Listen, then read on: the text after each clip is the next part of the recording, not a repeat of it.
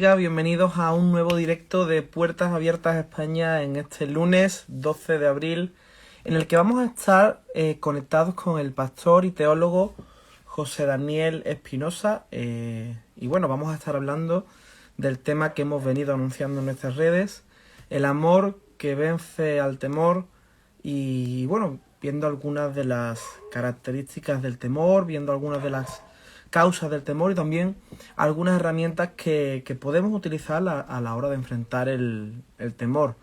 Os saludo a todos los que os estáis conectando ya. También os animo a enviarnos un saludo desde ahí de donde estéis.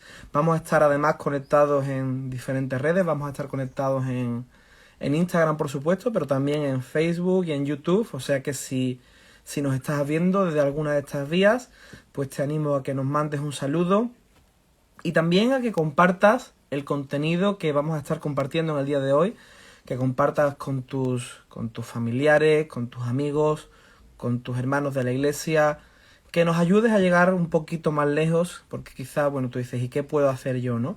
Pues puedes compartir ese contenido y hacer que muchas más personas se conecten con nosotros en este lunes, en este caso a las 9, pero imagino que bueno, veo saludos desde Holanda, desde México, para vosotros serán diferentes horarios. Y bueno, como os decía, vamos a estar hoy conectados con el pastor y teólogo José Daniel Espinosa. Pero antes déjame que te comente algo, especialmente para aquellos que viven en España, y es que tienes la oportunidad de conseguir una pulsera como esta que tengo yo aquí. Aunque no se ve quizá muy bien, es una pulsera que tiene un lema, One with them, uno con ellos. Y bueno, ¿cómo puedes conseguir esta pulsera que te enviamos completamente gratuita? Pues tienes dos formas de hacerlo. O bien, si no eres compañero de oración aún, conviértete en un compañero de oración, entra en nuestra página www.puertasabiertas.org/suma y ahí vas a encontrar un formulario a través del que puedes unirte como compañero de oración y te enviaremos una pulsera como esta.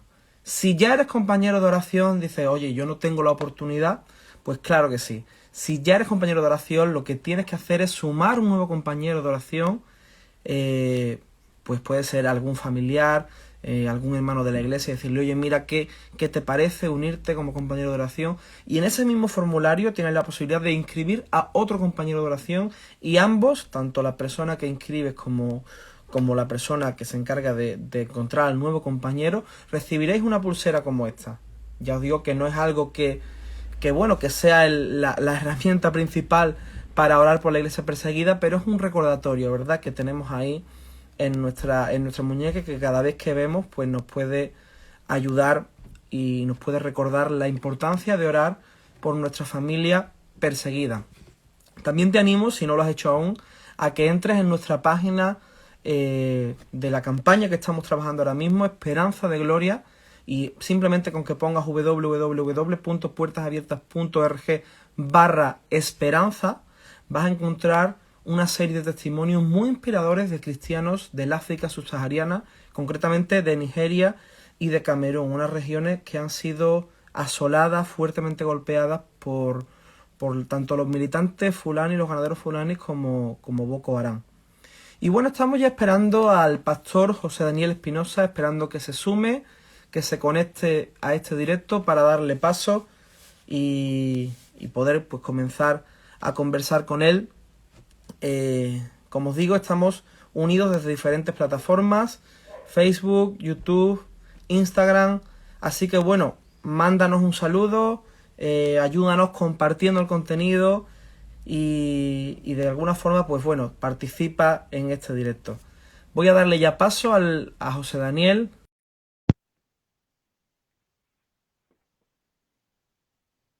Que aquí lo tenemos con nosotros.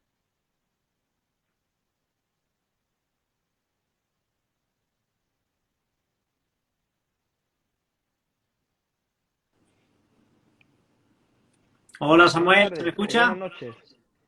Se te escucha perfectamente. Buenas noches, me alegro verte. ¿Qué tal? Igualmente. Yo quiero una Eh, pulserita de esa, ¿eh? pues ahí en la página web, si te inscribes, después nos quedamos y lo hacemos. Y la verdad es que es algo que es muy interesante, ¿no? Porque al final lleva una pulsera, no es que veamos que tiene poder la pulsera, ¿verdad? Pero que nos recuerda, ¿no? Y bueno, José Daniel, desde muy cerquita, ¿verdad? Porque tú estás ahora mismo en Jaén, En un pueblito de... eh, en un pueblo de Jaén, pastoreando ahí una congregación. Y bueno, darte las gracias por conectarte en el día de hoy con nosotros para hablar de este tema, que tengo que decir que le hemos cambiado el tema casi a última hora, en la última semana, y muy amablemente accedió, o sea que darte las gracias por ello. Nada, a vosotros. Es un privilegio, la verdad. Y bueno, José Daniel, quizá a mí siempre que hablamos de un tema me gusta empezar con la definición del tema, ¿no? O con la definición del concepto clave de la conversación. Y quizá la primera pregunta pues podría ir por ahí, ¿no? ¿Cómo definirías tú lo que es el temor? Bueno, yo no soy ningún experto en definiciones. Sí es verdad que generalmente utilizamos el término temor como sinónimo de miedo o de algo que nos inquieta, ¿no? Pero yo creo que en realidad la definición tiene muchas más connotaciones. Esta palabra abarca muchas otras cosas, ¿no? Por ejemplo, mi esposa tiene temor a las cucarachas, tiene ese miedo, ese pánico, las quiere lejos de ella, ¿no? Pero a veces utilizamos también el término temor como sinónimo de sospecha, ¿no? Mucho me temo que fulanito va a llegar tarde, ¿no? Eh, mucho me sospecho, ¿no? Que tal persona va a llegar tarde. A veces lo utilizamos también como sinónimo de respeto. Cuando nosotros valoramos mucho a una persona y la estimamos y le tenemos mucho aprecio, pues tenemos temor a fallarle, temor a no dar la talla, ¿no? Entonces tiene muchas connotaciones y yo creo que es difícil dar una definición que la englobe toda. Pero reflexionando en esto, a mí me llama mucho la atención que la Biblia habla cientos de veces del temor. En muchas ocasiones habla de una manera positiva y en muchas otras habla de una manera negativa. Así que yo creo que desde un punto de vista bíblico o teológico, siendo un poco simplista, ¿vale? Pero se podría clasificar el temor en dos tipos, en dos clases de temores. Por un lado, habría un temor negativo, por así llamarlo, un temor quizá mundano, que todos los seres humanos compartimos porque es un temor innato a nosotros. Yo creo que es fruto de la naturaleza caída. De hecho, a mí me parece muy curioso que la primera vez que aparece el término miedo en la Biblia es en Génesis capítulo 3. En el versículo 10 dice que después de que Adán y Eva se rebelan, desobedecen a Dios, se esconden. Y dice, porque tuvimos miedo, nos escondimos, ¿no? Y huyeron de la presencia de Dios. Es el primer momento donde aparece la palabra miedo en la Biblia, ¿no? Justo después de la caída. Y pienso que este miedo, o este temor innato a nosotros, este temor negativo, es un temor que nos lleva precisamente a eso, a escondernos de Dios, a alejarnos de Dios, a dejar de confiar en Él. Y es un temor que muchos lo llaman un temor servil, porque al final nos esclaviza. Los miedos nos paralizan, no nos dejan desarrollarnos como personas. Hay muchas personas que ahora mismo, en estos momentos, tienen miedo a salir a la calle en plena pandemia, miedo a socializarse, miedo a un proceso de enfermedad, miedo al futuro, porque también, pues bueno, hay muchas incógnitas, ¿no? Hay personas que tienen temor al fracaso, a lo que piensen de nosotros, y al final hay miedo para todo y para todos, ¿no? Y bueno, es un temor que se apodera de las personas, que las consume, y yo diría que este es un temor negativo. Pero yo sé que vamos a estar hablando de este temor, ¿no? A lo largo de la entrevista, pero no me gustaría dejar de señalar que hay otro tipo de temor positivo que se ve en la Biblia, que quizás es un temor, no sé cómo llamarlo, un temor santo, un temor hacia las cosas sagradas, que a diferencia de este temor que antes hablábamos, de ese temor negativo, este no es un temor innato, no está en nosotros de manera natural. Yo creo que es un temor sobrenatural que produce el Espíritu Santo en nosotros y que nos capacita de alguna manera para reverenciar, para respetar la autoridad que Dios tiene sobre nuestras vidas, para obedecer sus mandamientos, para evitar también la maldad, el pecado y amar todo lo que es puro y todo lo que es santo, ¿no? Y ese temor a Dios, lejos de paralizarnos, yo creo que lo que hace es liberarnos. Nos ayuda a vivir confiados en el cuidado de Dios, en la providencia de Dios. Nos ayuda a tener esperanza, no solo en la salud, también en la enfermedad, no solo en la vida, también en los últimos momentos antes de la muerte, no solo cuando todo nos va bien económicamente y la vida nos sonríe, sino cuando, bueno, nuestro futuro también puede parecer incierto, porque al final es un temor que nos lleva a descansar en Dios, ¿no? Somos conscientes de su soberanía, somos conscientes del cuidado que Dios tiene de nuestras vidas y en ese sentido, pues es un temor que nos llena de paz, produce todo lo contrario, ¿no?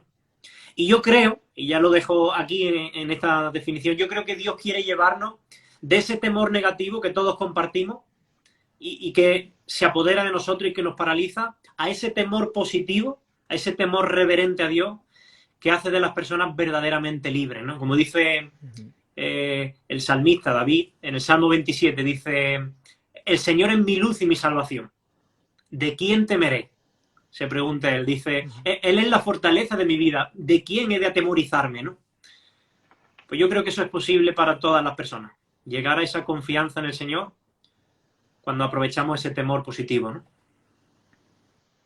José Daniel, es interesante cuando hablas de diferentes tipos de temor, porque yo recuerdo cuando yo me estaba sacando el carnet de conducir, que mi profesor de autoescuela siempre me decía, es importante que cuando conduces, cuando estás conduciendo, y sobre todo en donde hay aglomeración de coches y hay tráfico, nunca pierdas el miedo, porque ese miedo es la garantía que te guarda de proteger tu propia vida, pero proteger también la vida de otro, ¿no? ¿Cuál es la diferencia entre ese miedo saludable, ese miedo que nos ayuda pues a ser quizá prudentes, ¿no? Que se podría asemejar a esa prudencia, y ese temor que tú hablas que nos esclaviza? Sí.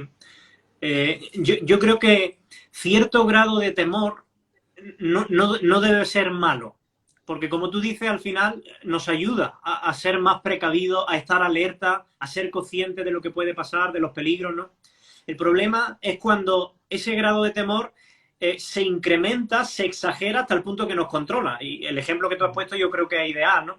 Eh, yo pienso en mí, cuando yo me saqué el carnet de conducir yo no había cogido un coche en mi vida. Entonces yo recuerdo que aunque tenía al profesor a mi lado, yo tenía muchos temores. Temor a atropellar a un peatón, temor a saltarme un stop, temor a que se me calara el coche, se me fuera para atrás en una cuesta.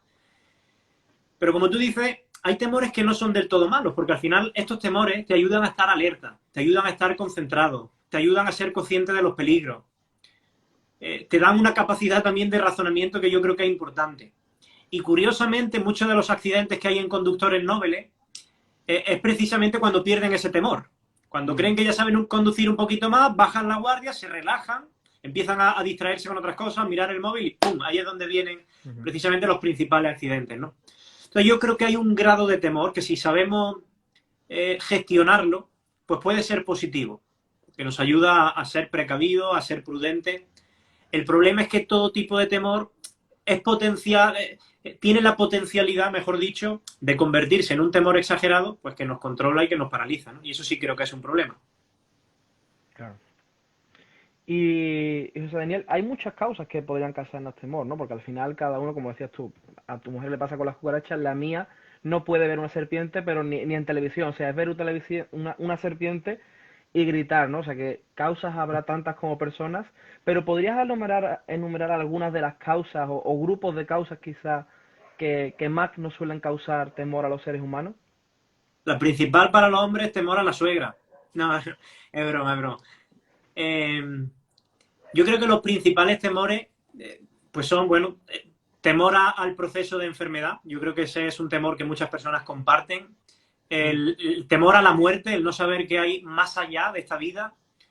El temor al rechazo, al temor a no ser aceptado y especialmente ahora en una generación, la generación selfie, ¿no? Que vivimos tan pendientes de nuestra imagen, de los me gusta, de los likes, ese temor al fracaso.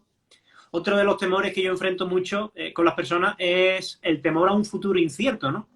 El hecho de que, bueno, la economía va mal, es difícil encontrar trabajo, no sé si podré tener un futuro, si podré sostener a mi familia. Pues todos estos son temores que al final se van acumulando en nuestro corazón, ¿no? Temor a no controlar situaciones específicas de nuestra vida. Los principales temores son precisamente por esto, porque hay una situación que no podemos controlar, ¿no?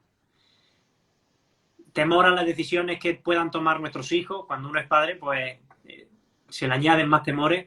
Pero en definitiva, yo creo que a todo aquello que se escapa de nuestro control puede llegar a convertirse en un temor, ¿no?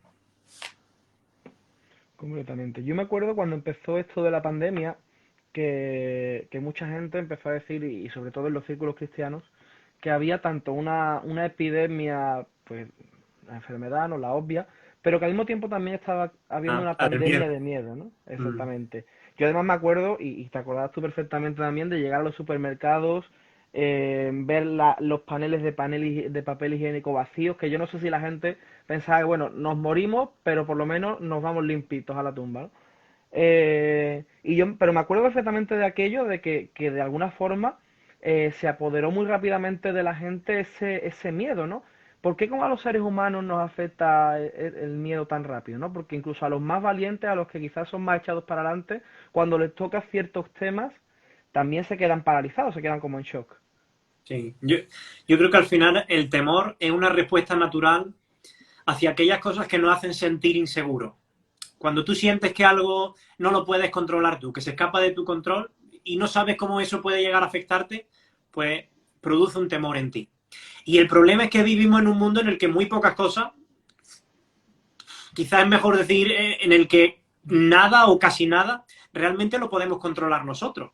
Y no hay nada en este mundo que nos pueda dar una seguridad estable y duradera, porque sí que hay cosas que nos dan seguridad. Desde un punto de vista humano, todos encontramos seguridad en la familia, en tener un empleo estable, en un hogar, en la apariencia física, en el aplauso de los demás, en la fama, en el éxito, pero al final, si uno lo piensa, estas cosas son efímeras también, son temporales. Yo en mi ministerio pastoral trato con personas que su familia han sido destruidas, destrozadas y llenas de rencor por una simple herencia. Y si tenían puesta la seguridad en la familia, ¿qué sucede ahora cuando eso se tambalea? Familias que, o personas que tenían puesta su seguridad en un empleo. Cuando pierden el empleo ahora en la pandemia, ¿qué sucede ahora? ¿Dónde está mi seguridad? Entonces, todas estas situaciones que se escapan de nuestro control, pues nos llevan de temor, nos llenan de miedo y, bueno, tenemos que ser conscientes de que esto es una realidad, de que podemos perder todas estas cosas.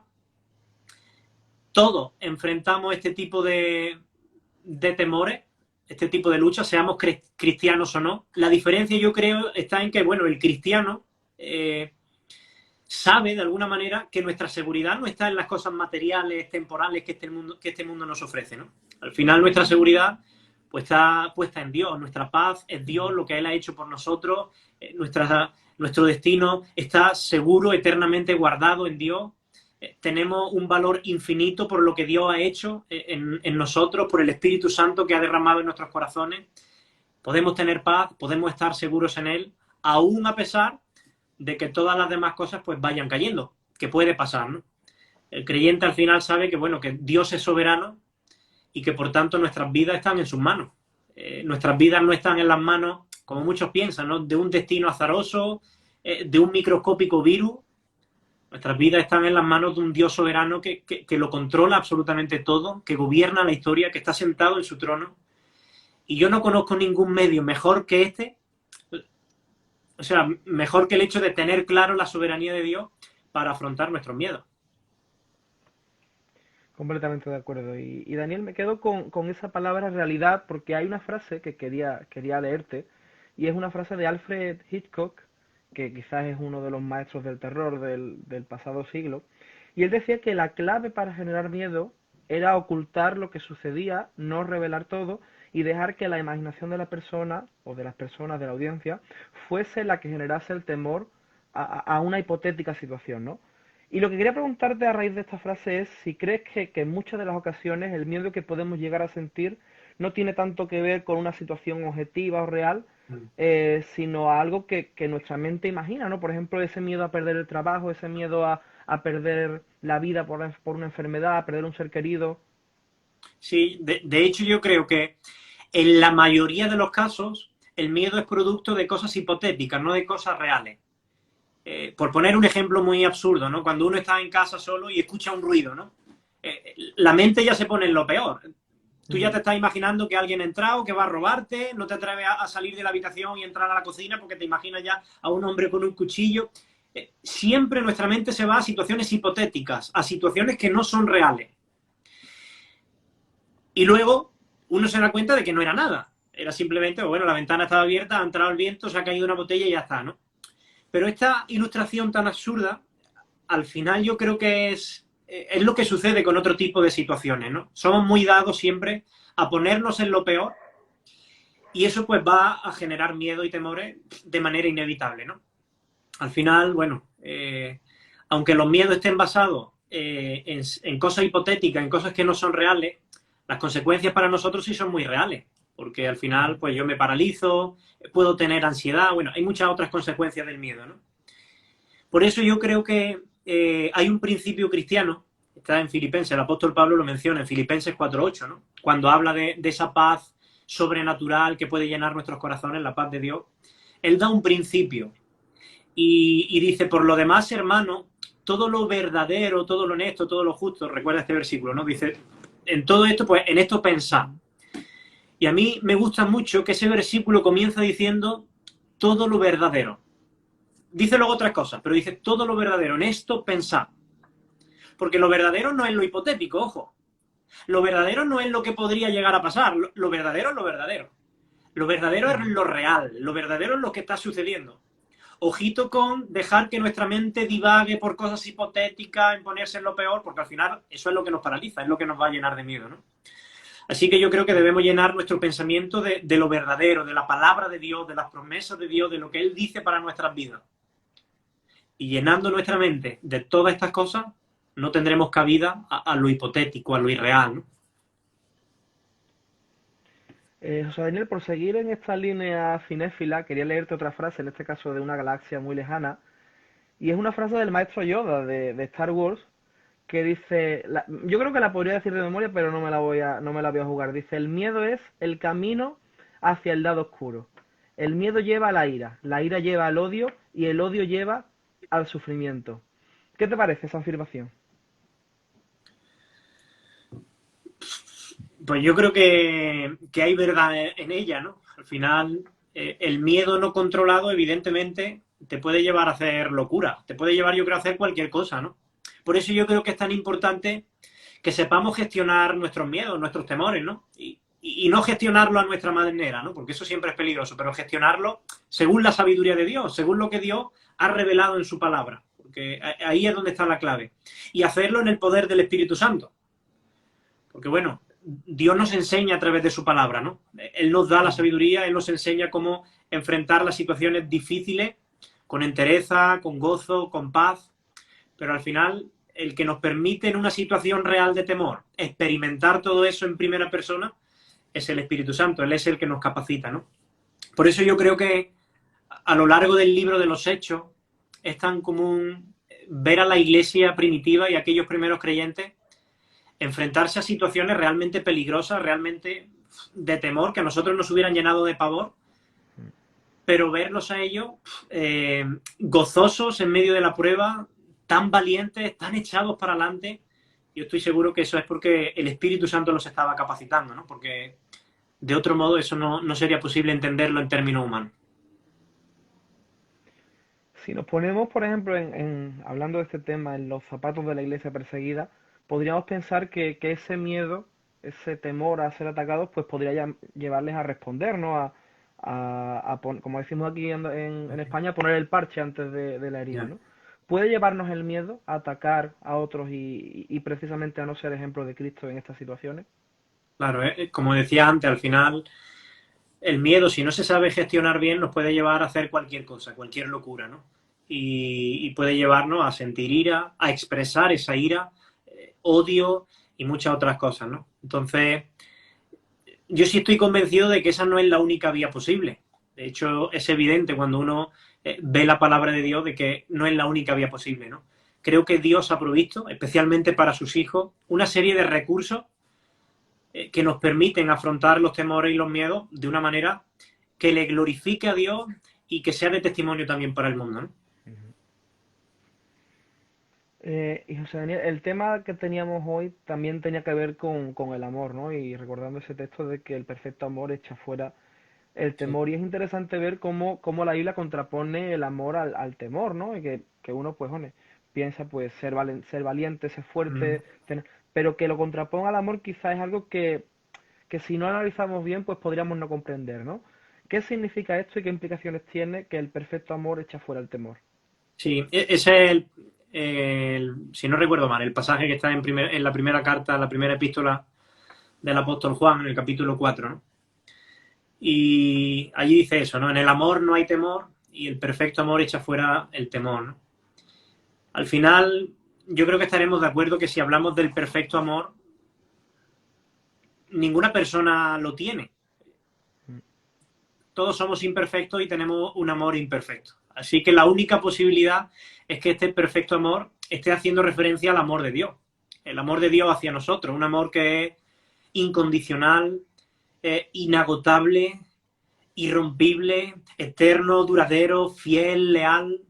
Y claro, cuando uno entiende que ese es el amor que Dios tiene hacia ti, hacia tu propia persona, un amor incondicional, leal, eterno, hasta el final, irrompible, pues al final, saber que el Dios Todopoderoso, el creador del universo, el que sostiene todas las cosas con la palabra de su poder, te ama de esa manera, te cuida de esa manera, te provee de esa manera, eso tiene que expulsar todo tipo de temor de nuestra vida. El que tiene temor a un futuro incierto, cuando comprende el amor de un Dios todopoderoso que cuida de él, que nuestro futuro está en sus manos, pues ese temor sale de ahí, ese temor es echado afuera, ¿no? Entonces yo creo que ese es el sentido. Por eso yo creo que uno de los ejercicios que tenemos que hacer como creyentes constantemente es meditar, reflexionar e interiorizar el amor de Dios hacia sus hijos. Y José Daniel, volviendo la mirada a la iglesia perseguida, actualmente quizás ya no solo a nivel religioso, sino que los cristianos son el grupo social más perseguido en el mundo, ¿no? Esto podría ser en principio un motivo evidente para sentirnos esclavizados, paralizados, para tener miedo. Y sin embargo, en muchas ocasiones, algo que ya incluso vemos en la Biblia, en la primera etapa del cristianismo en Jerusalén, ha sido en muchos casos un motor para la evangelización, ¿no? En el mundo y para las misiones. ¿Cómo podemos nosotros zafarnos de este miedo que quizá podemos tener aplicando el refrán de cuando veas la barba de tu vecino cortar y decir, pues vale, nos quedamos aquí, nos quedamos en nuestras cuatro paredes? ¿Cómo podemos zafarnos de eso? Y también nosotros, pues que nos sirva también como motor, ¿no? Para proclamar esas buenas nuevas y ese perfecto amor que, como tú dices, nos liberta. Yo creo que aquí se mezclan muchas cosas, porque quizá el cristianismo occidental, el que más nos caracteriza a nosotros, quizá el más cómodo, ese cristianismo más light, quizá yo creo que muchas veces olvidamos aspectos esenciales del Evangelio. Yo recuerdo a Pablo diciéndole a Timoteo en su segunda carta, aquellos que quieren vivir piadosamente en Cristo Jesús padecerán persecución, ¿no? La persecución es parte de alguna manera de la fe, de la vida cristiana, ¿no? Y curiosamente, algo que a mí me impactó mucho cuando yo estudié historia de la Iglesia en el seminario, es que precisamente en los momentos de mayor persecución para la Iglesia es cuando mayor crecimiento hubo del Evangelio, mayor extensión del reino de Dios, y tú dices, wow, ¿qué está pasando aquí, no? Entonces yo entiendo que al final es Dios quien en momentos de persecución derrama una gracia especial sobre sus hijos. Es que no puede ser de otro modo. Yo estoy seguro que Dios es real siempre en nuestras vidas, pero creo que se hace de una manera más patente, más manifiesta, precisamente en los momentos más críticos. Porque yo creo que esos son los momentos preferidos también para el Espíritu Santo, de glorificarse, de mostrar su poder, de mostrar su gracia, su amor. Entonces yo creo que debemos tener la convicción como creyentes de que si llegaran situaciones a nuestras vidas de persecución, como están experimentando nuestros hermanos, no tan lejanos, deberíamos tener la certidumbre de que el Espíritu Santo nos va a capacitar. Yo la verdad que tengo muy poca confianza en mí mismo, en mi propio corazón, porque yo conozco mis debilidades, yo sé cuál es mi fragilidad, pero yo tengo mucha confianza en el poder de Dios. Yo sé que el Espíritu Santo es capaz de hacer cualquier cosa. Así que como le dijo el Cristo resucitado a Pablo, ¿no? Bástate mi gracia porque al final mi poder se perfecciona en tu debilidad, ¿no? Pues reconozcamos nuestra debilidad, pero dependamos del poder de Dios y Él nos va a ayudar. Y bueno, José Daniel, volviendo a este concepto de amor perfecto, si algún cristiano nos pregunta, oye, ¿qué capítulo me recomendarías para que hable sobre el amor? Pues seguramente iríamos a Primera de Corintios 13, ¿no? Y esto es un capítulo que se escribió también en un contexto de una persecución atroz, ¿no? Contra los cristianos y en un momento en el que el miedo, el temor sería una respuesta natural, humana, ¿no? Como tú dices, de nuestra fragilidad, de nuestra debilidad. Este concepto de amor del que Pablo habla, del que lo sufre todo, todo lo espera, todo lo soporta, ¿cómo puede ayudarnos en situaciones en las que podemos sentir que el temor viene a nuestras vidas? Sí. Bueno, yo creo que 1 Corintios 13 es probablemente uno de los capítulos más bonitos también a nivel literario de todo el Nuevo Testamento, ¿no? Además es muy conocido ya no solo dentro del marco cristiano, del mundo cristiano, sino a nivel secular, ¿no? Es un capítulo impresionante, ¿no? Y yo no creo, como quizás creen algunos otros fuera del mundo cristiano, que Pablo está hablando aquí de un amor abstracto, teórico, idílico. Yo creo que él está hablando de un amor que él ha experimentado en primera persona de parte de Dios.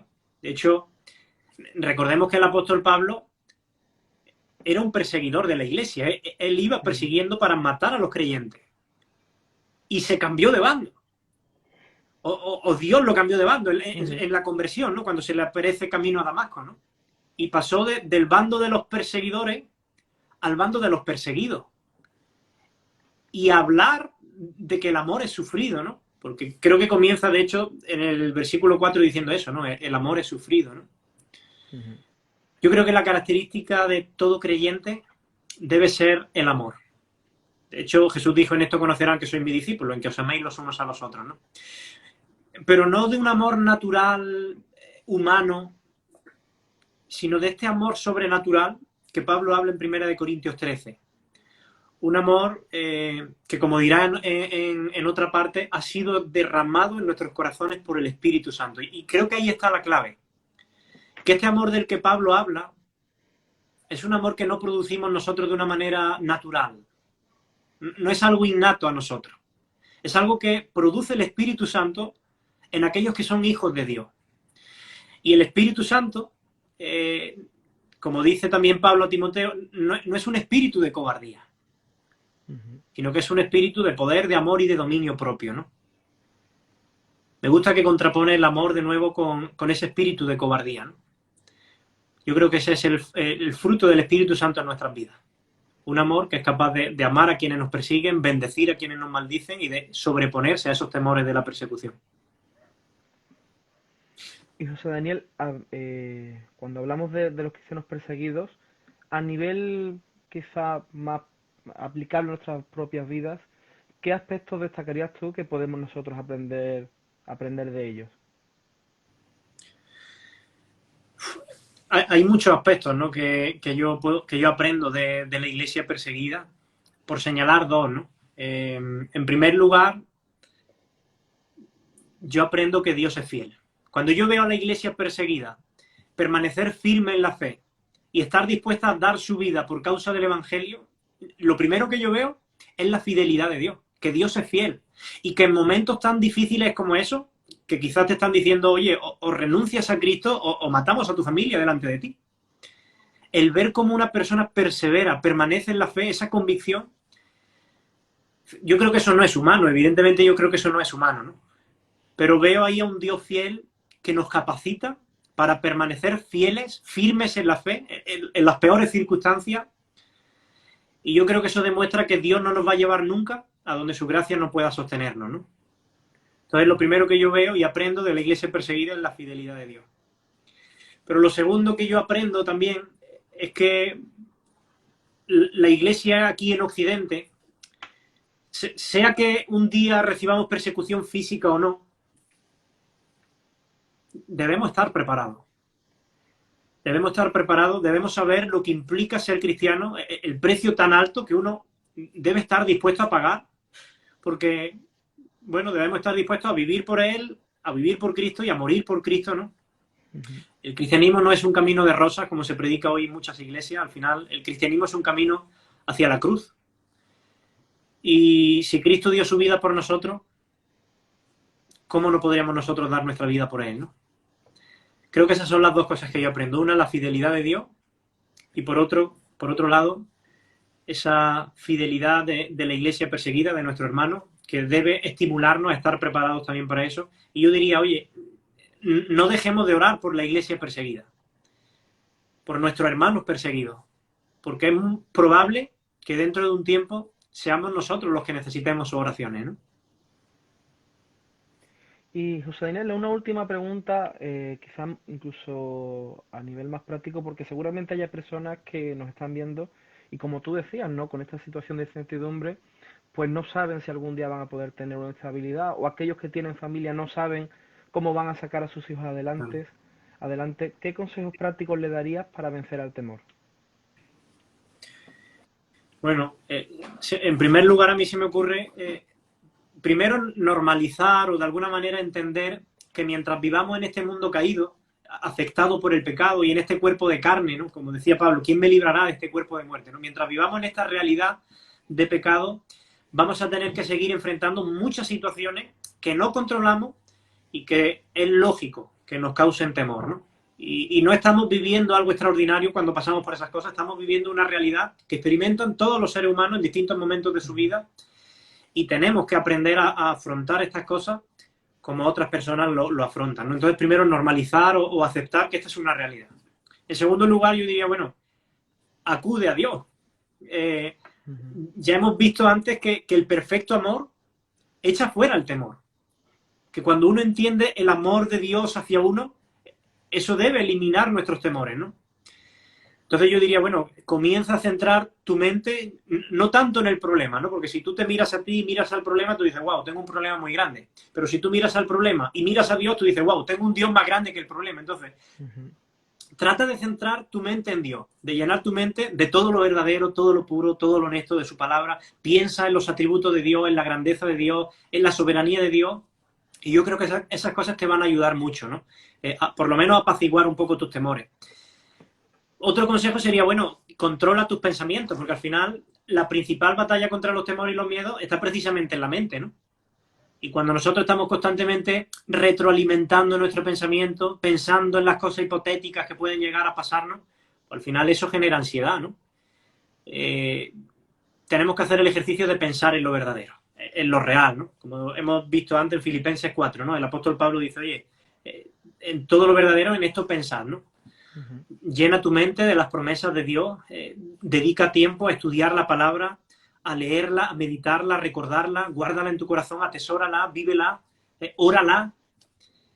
Y a mí me ha ayudado mucho en momentos, porque claro, quizás los que me vean aquí piensan que yo no he pasado por momentos de temor. Yo no soy un experto en temor, pero yo sí he sufrido situaciones críticas que me han llevado incluso a crisis de ansiedad en determinados momentos de mi vida. Y yo he tenido que aprender a afrontar también estos temores. Entonces, a nivel personal, algo que a mí me ha ayudado mucho en esos momentos es reflexionar en todos aquellos pasajes de la Escritura que hablan acerca de la soberanía de Dios, de cómo Él tiene cuidado de los pajarillos y ni uno de ellos cae al suelo sin su consentimiento, ¿no? Y dice, bueno, cuánto más cuidado tendré de vosotros, ¿no? Un Dios que tiene contados todos los pelos de nuestra cabeza, un Dios que tiene control absoluto de todo esto, ¿no? Pensar en la soberanía de Dios al final me tranquiliza, me hace ver que, bueno, que mi futuro, mi seguridad, mi paz no depende de las cosas terrenales de este mundo, sino que está en las manos de Dios. Y como decía Charles Spurgeon, el príncipe de los predicadores, para mí es un referente, ¿no? Él decía que cuando nosotros atravesamos por dificultades, la soberanía de Dios debe ser la almohada sobre la cual podamos descansar nuestra cabeza, ¿no? Y bueno, quizás por dar un último consejo, porque al final el creyente no está llamado a luchar solo, ¿no? Creo que no debemos luchar solo contra nuestro... Y que algo fundamental es que nos busquemos un compañero, una persona madura en la fe, que pueda aconsejarnos, que nos pueda servir de desahogo, que pueda orar con nosotros. Jesús en Getsemaní se llevó a Pedro, a Juan, a Jacobo y dijo, oye, orad por mí porque estoy muy triste, mi alma está muy triste hasta la muerte, ¿no? Y abrió su corazón, sin miedo a ser juzgado. Pues creo que nosotros debemos buscar también ese amigo o ese grupo de amigos que podamos abrir nuestro corazón y decir, oye, orad por mí porque mi alma está triste, estoy temeroso, necesito vuestra ayuda, sostenerme en oración. Y al final así cumplimos también el mandamiento de Cristo, ¿no? Dice, sobrellevad las cargas los unos de los otros y cumplid así la ley de Cristo. Pues ese sería quizás mi consejo también, ¿no? Pues José Daniel, hemos llegado al final de esta entrevista, de esta conversación. Muchas gracias porque yo creo que sobre todo son consejos muy prácticos, ¿no? Que de verdad ayudan, que no es simplemente una aplicación o una interpretación de lo que la Biblia dice, sino que además es algo práctico y personal, ¿no? De algo que tú mismo has experimentado. Así que darte las gracias por este tiempo y bueno, desearte, mandarte un abrazo de parte de todo el ministerio. Nada, es un placer y os doy gracias también por el trabajo que estáis haciendo. Sé que son muchos años que lo lleváis desarrollando, está siendo de bendición también para las iglesias porque nos estimula a la oración, nos estimula a pensar en nuestros hermanos perseguidos, nos estimula a recordar que el verdadero evangelio exige pagar un precio muy alto y que debemos estar dispuestos a ello. Y bueno, ánimo también en este ministerio porque nos ayudáis también a conocer lo que no podemos ver, ¿no? De alguna manera sois como una ventana que nos permite ver una realidad a la que no estamos tan habituados y os doy muchas gracias por ello. Pues Y muchas gracias a todos los que gracias. nos ven. Muchas gracias. Un abrazo. Un abrazo, chao. Y bueno, hemos llegado al final de este directo en el que hemos estado hablando con el pastor, el teólogo José Daniel Espinosa. Y yo creo que un directo muy interesante que nos ayuda un poco a poner en perspectiva, ¿no? La situación que estamos viviendo, el temor que podemos llegar a experimentar con el poder y la gracia de Dios o respecto del poder de Dios, ¿no? Te animo a que, como te decía al principio, si aún no lo has hecho, entres en nuestra página web y entres en esa sección de suma un compañero de oración para que te podamos hacer llegar una pulsera como esta que tengo aquí. Simplemente pues inscríbete como compañero de oración si aún no lo eres o suma un nuevo compañero de oración si ya eres parte de este equipo de guerreros de oración por la iglesia perseguida.